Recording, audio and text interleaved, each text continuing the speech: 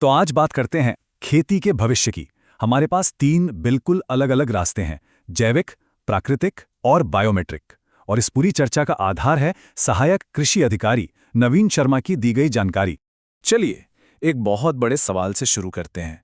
जब हम आने वाले कल के बारे में सोचते हैं, तो खेती की तस्वीर कैसी दिखती है?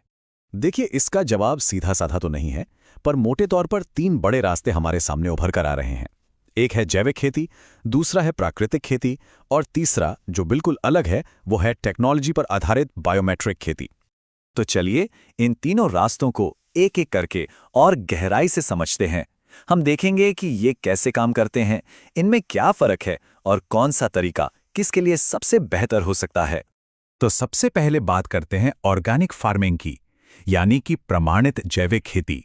तो ये ऑर्गेनिक फार्मिंग आखिर है क्या?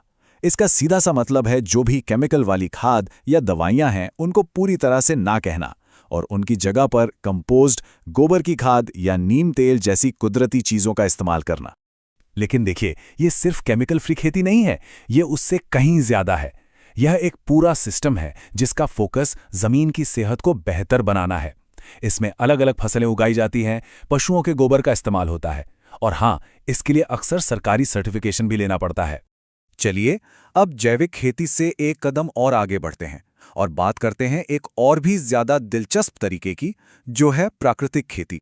इसकी सबसे बड़ी फिलॉसफी इस एक लाइन में छुपी है कि खेती के लिए जो भी चाहिए वो बाहर से खरीदने की जरूरत नहीं, वो आपके खेत में ही मौजूद है।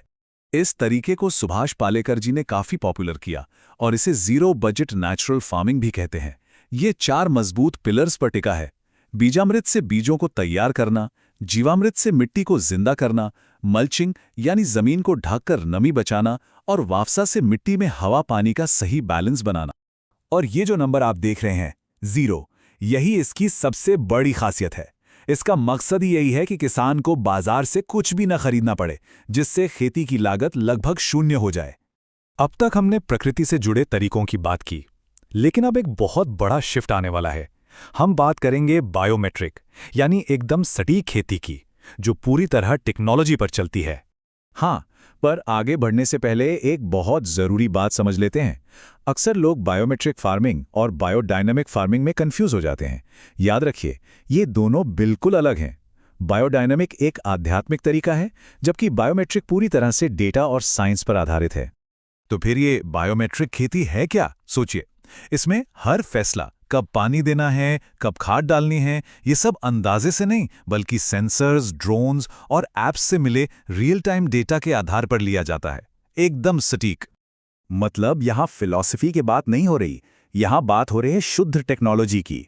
जमीन में लगे सेंसर्स आपको बताएंगे कि मिट्टी में नमी कितनी है, ड्रोन से दवाइयों का छिड़काव होगा, और मोबाइल ऐप पर आपको अपनी फसल का पूरा विश्लेषण मिल जाएगा। तो हमने तीनों तरीकों को अलग अलग तो समझ लिया। अब क्यों ना इन तीनों को आमने सामने रखकर देखें कि आखिर इनमें मुख्य फर्क क्या है।